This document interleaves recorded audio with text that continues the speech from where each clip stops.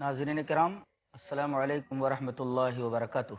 आज की इस नशस्त में हम आपके सामने गीता और इस्लाम में अल्लाह का जो तसव्वुर है वो पेश करना चाहते हैं।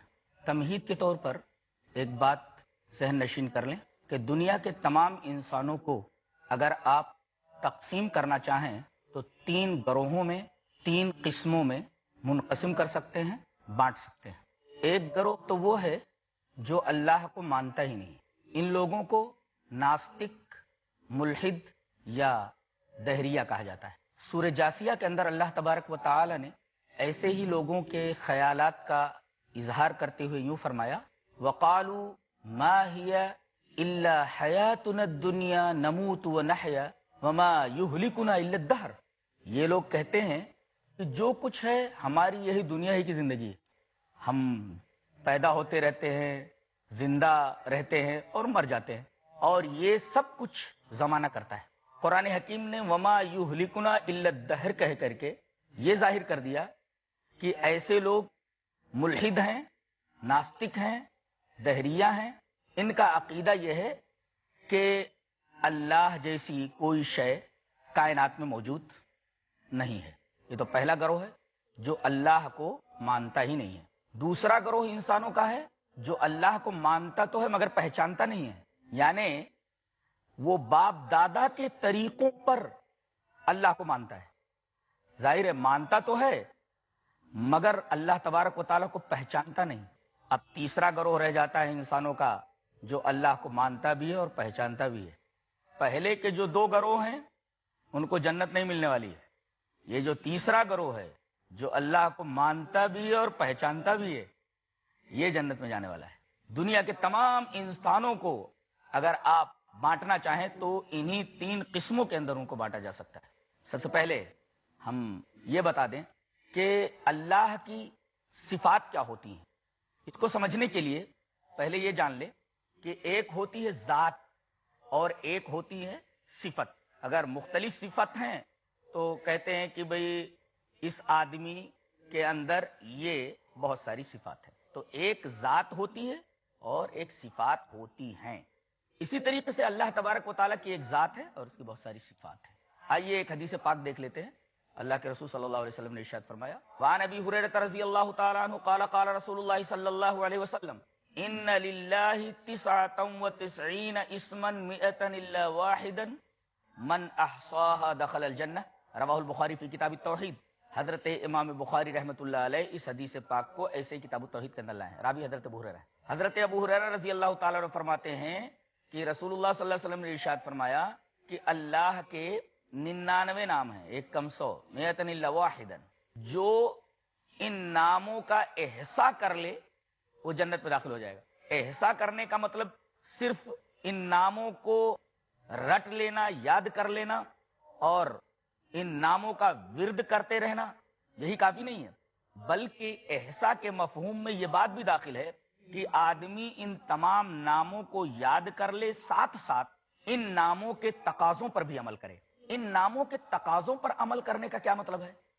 मसलन एक चोर चोरी करने के लिए निकला, अगर उसको यह इल्म हो कि अल्लाह तबारक व तआला बसीर है, देख रहा है, उसकी तमाम हरकत के ऊपर अल्लाह की नजर है, जाहिर है कि अगर उसका यह अकीदा हो कि कोई आंख मुझे देख रही है और चोरी से वो बाज आ जाए, तो यह है अल्लाह तबारक व तआला की सिफत के तकाजे के ऊपर अमल करना। तो एहसा का मतलब यह हुआ कि उन नामों को याद करे, याद करने के साथ साथ उन नामों के तकाजों पर अमल भी करे।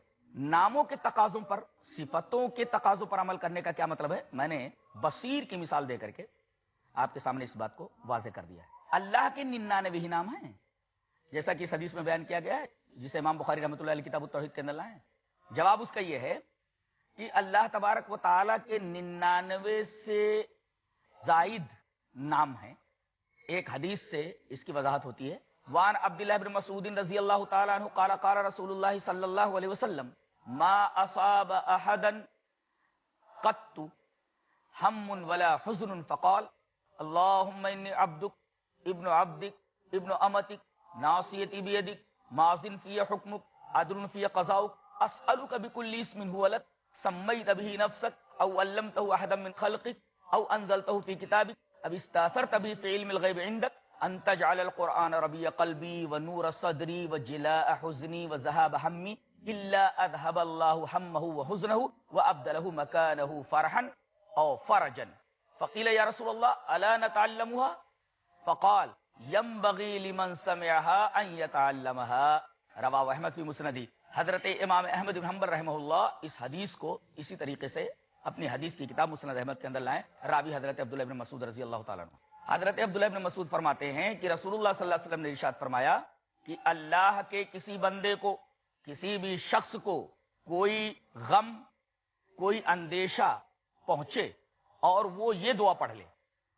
کون سی دعا؟ جو ابھی میں نے پڑھی، جس کا ترجمہ یہ ہے کہ اے اللہ میں تیرا بندہ ہوں، تیرے بندے کا بیٹا ہوں، تیری لونڈی کا بیٹا ہوں، اور میرے بارے میں تیرا فیصلہ جاری ہے اور میرے بارے میں تیرا ہر فیصلہ عدل ہے، انصاف پر مبنی ہے۔ اے اللہ میں تیرے ہر اس نام کا حوالہ دے کر کے ایک چیز مانگتا ہوں۔ کون سے نام؟ جو تو نے اپنا رکھا ہے، او علمتہ احدا من خلقک، تو نے اپنی کسی مخلوق کو وہ نام بتا دیا ہے اور کسی کو اس کا علم نہیں دیا، او انزلتہ فی کتابک، یا تو نے اس نام کو اپنی کتاب میں نازل کیا ہے جو نام تیرے قرآن میں ہے، اب استاثرت بھی فی علم الغیب عندک، یا وہ نام جو ابھی خزائن غیب سے باہر ہی نہیں آئے، تو نے کسی کو بتایا ہی نہیں۔ کیا مانگتا ہوں میں؟ ان تجعل القرآن ربیع قلبی، کہ تو میرے دل میں قرآن کی بہار پیدا فرما دے، یا قرآن کو میرے دل کی بہار بنا دے، میرے حزن کا، میرے غم کا علاج بنا دے۔ ان تجعل القرآن ربیع قلبی ونور صدری، اور میرے سینے کا نور بنا دے، وجلاء حزنی، اور میرے غم کا، میرے اندیشے کا دور کرنے والا بنا دے۔ اگر کوئی یہ دعا پڑھ لے، اللہ کے رسول صلی اللہ علیہ وسلم نے ارشاد فرمایا الا اذهب اللہ ہمہ وحزنہ، اللہ اس کے غم کو اور اندیشوں کو دور کر دے گا، وابدلہ مکانہ فرحا یا فرجا، یا اس کی جگہ پر اللہ تبارک و تعالی کشادگی لے آئے گا یا خوشی لے آئے گا۔ یہ بات جب نبی کریم صلی اللہ علیہ وسلم نے صحابہ کے سامنے بیان فرمائی تو آپ سے پوچھا گیا کہ اللہ کے رسول یہ دعا اتنی اہم ہے تو ہم اسے یاد کیوں نہ کر لیں؟ آپ نے فرمایا ینبغی لمن سمعها ان يتعلمها، جو آدمی بھی اس دعا کو سنے اسے چاہیے کہ اس دعا کو یاد کر لے۔ اس حدیث پاک سے استدلال یہ کرنا ہے اللہ تبارک و تعالی کے 99 سے بھی زائد نام ہیں۔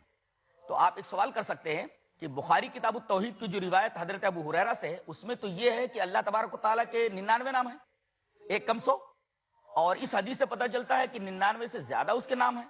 تو بظاہر ایسا لگتا ہے جیسے دونوں حدیثوں میں تعارض ہو، تو اس تعارض کا دفعیہ کیا ہے؟ تعارض کا دفعیہ یہ ہے کہ اللہ تبارک و تعالیٰ کے 99 سے بھی زائد نام ہیں، لیکن 99 ناموں کا معاملہ یہ ہے اور 99 ناموں کی فضیلت یہ ہے کہ اگر کوئی ان 99 ناموں کو ہی اگر یاد کر لے اور ان کے تقاضوں پر عمل کر لے تو یہ احساء اس کے دخول جنت کا سبب بن جائے گا۔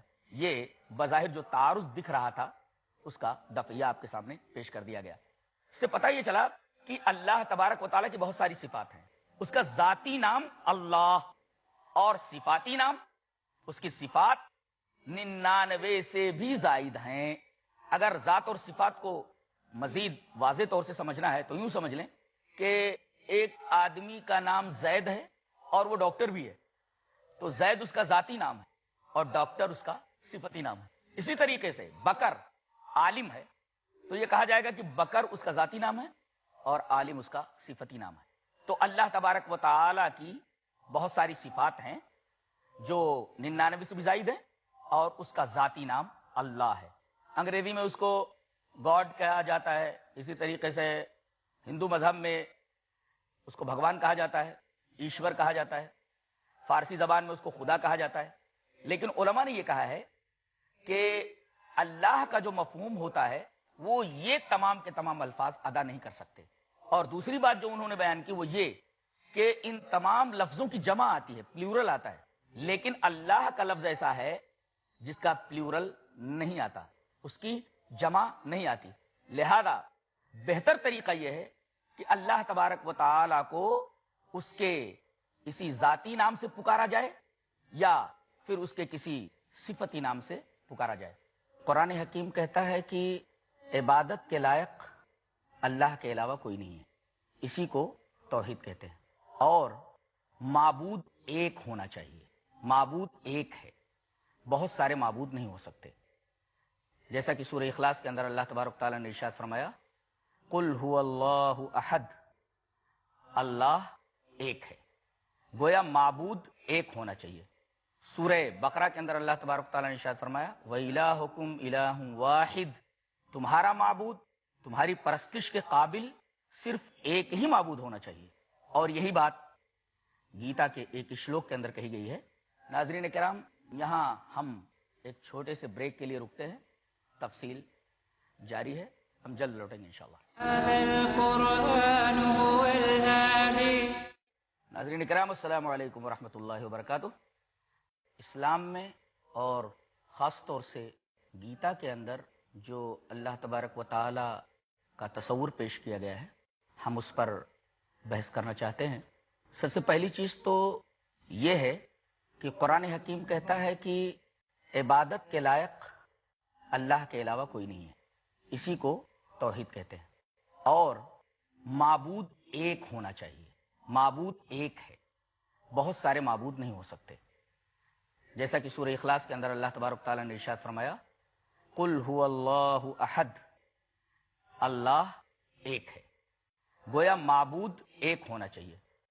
سورہ بقرہ کے اندر اللہ تبارک تعالیٰ نے ارشاد فرمایا وَإِلَٰهُكُمْ إِلَٰهٌ وَاحِدٌ، تمہارا معبود، تمہاری پرستش کے قابل صرف ایک ہی معبود ہونا چاہیے، اور یہی بات گیتا کے ایک شلوک کے اندر کہی گئی ہے کہ سرو دھرمان پریتجیہ مامیکم شرڑم ورج، کے تمام دھرموں کو چھوڑ کر، تمام راستوں کو چھوڑ کر، پریتجیہ چھوڑ کر، مامیکم، مام مانے مجھ کو، اور ایکم مانے ایک، مجھ ایک کی شرن میں آ جا۔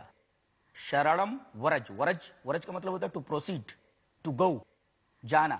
تو سرو دھرمان پریتجیہ مامیکم شرڑم ورج سو کرمنا تمبھرچے سدھیم بندتی مانوا، کہ تمام راستوں کو چھوڑ کر تو ایک میری شرن میں آ جا، میں ایک ہوں، تمام راستوں کو چھوڑ کر تو میری پناہ میں آ جا، اور اپنے تمام کام کے ذریعے سو کرمنا، جو بھی کام تو کر، اپنے کرم کے دوارا، اپنے کرم کے ذریعے، اپنے عمل کے ذریعے، تمبھرچے، تو اس کی عبادت کر کے، اس کی عبادت کر کے ایک انسان ہمیشہ سدھ اور نجات کے قابل بنتا ہے۔ یہ شلوک یہ بتا رہا ہے کہ عبادت کے لائق صرف ایک ہی ہونا چاہیے، اس لیے کہ یہاں مام کے ساتھ ایکم لگا ہوا ہے، مجھ ایک کی شرڑم ورج، پناہ میں آ جا۔ تو سرو دھرمان پریتجیہ مامیکم شرڑم ورج سو کرمنا تمبھرچے سدھیم وندتی مانوا، تمام راستوں کو چھوڑ کر تو مجھ ایک کی پناہ میں آ جا، اور اپنے اعمال کے ذریعے عبادت کر کے ایک انسان کو سدھ پراپت ہوتی ہے، نجات حاصل ہوتی ہے۔ تو پہلی چیز تو یہ ہوئی کہ معبود وہ ہونا چاہیے جو احد کی صفت کے ساتھ متصف ہو، وہ احد ہو، جیسا کہ سورہ اخلاص کی پہلی آیت میں کہا گیا قل هو اللہ احد۔ معبود کی دوسری صفت اللہ تبارک و تعالی نے قرآن حکیم میں سورہ بقرہ کے اندر یوں ارشاد فرمایا یا ایھا الناس اعبدوا ربکم الذی خلقکم والذین من قبلکم لعلکم تتقون، اے دنیا کے تمام انسانوں، تم اپنے اس رب کی عبادت کرو جس رب نے تم کو پیدا کیا ہے اور تم سے پہلوں کو پیدا کیا ہے، شاید تم اچھے بن جاؤ۔ اس آیت کریمہ میں یہ بیان کیا گیا ہے کہ عبادت کے لائق وہی ذات ہو سکتی ہے، معبود وہی ہو سکتا ہے جو پیدا کرنے والا ہو، جو خالق ہو۔ جو پیدا نہ کر سکے وہ معبود نہیں ہوتا۔ اور یہی بات گیتا کے اندر بھی کہی گئی ہے یتہ परवृत्तिर भूतानाम एन सर्वमिदम तमम। यह बयान किया गया कि जिसके जरिए ये कायनात पूरी की पूरी तख्लीक हुई है, परवृत्त का मतलब तख्लीक हुई, तो यतः परवृत्तिर भूतानाम, ये तमाम की तमाम जो अशिया हैं कायनात की, ये उसी के जरिए तख्लीक की गई हैं और खालिक वही है। लिहाजा तमाम इबादतों का मुस्तहिक वही है जो खल्क करता हो, जो तख्लीक करता हो। तीसरी चीज, माबूद होने के लिए जरूरी है कि वो पैदा ना हो। जैसा कि सूरह इखलास के अंदर अल्लाह तबारक तआला ने बयान फरमाया, कुल हुवल्लाहु अहद अल्लाहुस समद लम यलिद वलम यूलद। न तो उसने किसी को पैदा किया, न उसको किसी ने पैदा किया, यानी न वो किसी का बाप है न किसी का बेटा है, यानी वो अजन्मा है, उसका जन्म नहीं हुआ है। माबूद होने के लिए जरूरी है कि वो किसी से पैदा ना हुआ हो। यह कुरान हकीम का एक क्राइटेरियन है माबूद होने के लिए। और यही बात गीता के अंदर भी कही गई है कि यो माम जमना दिम चवेति लोक महेश्वरम असम मूढ़ा समर्थ एशु सर्व पापे परमुच्यते। यह माने जो यो माम, या माने जो, माम माने मुझको, अजम अजन्मा जानता है, वेत्ति माने जानता है, तो जो मुझको अजन्मा जानता है, यानी मेरी पैदाइश नहीं हुई, ऐसा अकीदा रखता है कि मैं पैदा नहीं हुआ, मैं अजम हूं। अजम का मतलब होता है अजन्मा, जिसका जन्म न हुआ हो। तो यो माम जमनादिम, जो मुझको अजन्मा वेत्ति जानता है, और च माने और, लोक महेश्वरम, और इस पूरी कायनात पर अलल इतलाक कादिर मानता है कि मैं इस पूरी कायनात पर कुदरत रखने वाला हूं और अनादि हूं, यानी अजल से हूं, मेरी कोई इब्तिदा नहीं है। जैसे कि कुरान हकीम ने कहा, हुवल अव्वलु वल आखिरु वज़्ज़ाहिरु वल बातिन, वही अव्वल है, वही आखिर है, वही जाहिर है, वही बातिन है। अव्वल का मतलब जिसकी कोई इब्तिदा ना हो। वही बात इस श्लोक के अंदर कही गई है जो अनादि हो। एक तो ये बात कही गई कि माबूद वो हो सकता है जो अजन्मा हो, जिसका जन्म ना हुआ हो, और एक चीज और कही गई कि माबूद वो होता है जिसकी कोई इब्तिदा ना हो, वो अनादि हो। अब पूरे श्लोक को समझिए कि यो माम जमना दिम, अजम है और अनादि है, इस तरह वो मानता है। और लोक महेश्वरम, इस लोक का महा ईश रखने वाला, ईश माने कुव्वत, कुदरत रखने वाला मानता है।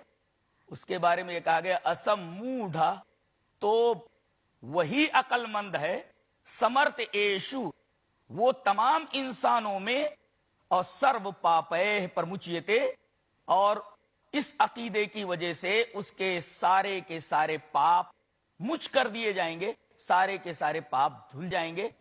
और यही बात तो कुरान हकीम की इस आयत में कहा गया है, इन्नल्लाह ला यगफिरु अन युशरक बिही व यगफिरु मा दून ज़ालिका लिमन यशा, कि अल्लाह तबारक व तआला हर गुनाह को बख्श देगा मगर शिर्क करने वाले को नहीं बख्शेगा। और गीता के इस श्लोक के अंदर एक बड़ा अच्छा सा लफ्ज इस्तेमाल किया गया है, असमूढ़, अकलमंद। जो सम्मूढ़ माने बेवकूफ, और असमूढ़ का मतलब होता है अकलमंद। और कुरान हकीम में यह कहा गया, तुम मुझे गैरुल्लाह की तरफ बुलाते हो ए जाहिलो, गैरुल्लाह की तरफ बुलाते हो ए जाहिलो। इसका मतलब कि गैरुल्लाह की तरफ बुलाने वाला ये जाहिल होता है, सम्मूढ़ होता है, और खुद गैरुल्लाह की इबादत करने वाला भी बेवकूफ होता है। अकलमंद वही है जो माबूद को अजन्मा जाने, अनादि जाने, कि उसका जन्म नहीं हुआ है, वो इब्तिदा से है, हमेशा से है और हमेशा रहेगा, और इस कायनात पर उसी की हुकूमत है। अगर ऐसा अकीदा रखता है तो सर्व पापय परमुच्यते, उसके सारे गुनाह माफ कर दिए जाएंगे। माबूद के लिए एक और सिफत का होना जरूरी है, वो सिफत है कि उसे मौत ना आती हो, उसे मौत ना आए। अल्लाह तबारक व तआला ने इरशाद फरमाया, अल्लाहु ला इलाहा इल्ला हु अल हय्यु अल क़य्यूम, अल्लाह के अलावा कोई माबूद नहीं। उसकी पहली सिफत यह है कि वो जिंदा है, उसे मौत नहीं आने वाली है। और इस सिलसिले में वजाहत के लिए अगर नबी करीम सल्लल्लाहु अलैहि वसल्लम की एक हदीस सामने रख लें جسے امام بخاری رحمۃ اللہ علیہ کتاب المغازی کے اندر لائے ہیں تو بات بالکل واضح ہو جائے. حدیث اس طرح: وعن ابن عباس رضی اللہ تعالی عنہما ان ابا بکر خرج وعمر بن الخطاب رضی اللہ تعالی عنہ یکلم الناس فقال اجلس یا عمر فابى عمر ان يجلس فقال ابو بکر رضی اللہ تعالی عنہ اما بعد فمن كان منكم يعبد محمدا فإن محمدا قد مات ومن كان منكم يعبد الله فإن الله حي لا يموت وقال الله تعالى وما محمد الا رسول قد خلت من قبله الرسل افإن مات او قتل انقلبتم على اعقابكم ومن ينقلب على عقبيه فلن يضر الله شيئا وسيجزي الله الشاكرين رواه البخاری فی کتاب المغازی. حضرت عبداللہ ابن عباس فرماتے ہیں رضی اللہ تعالیٰ عنہ کہ نبی کریم صلی اللہ علیہ وسلم کا انتقال ہو گیا. حضرت عمر وہاں موجود تھے، تمام صحابہ کرام موجود ہیں.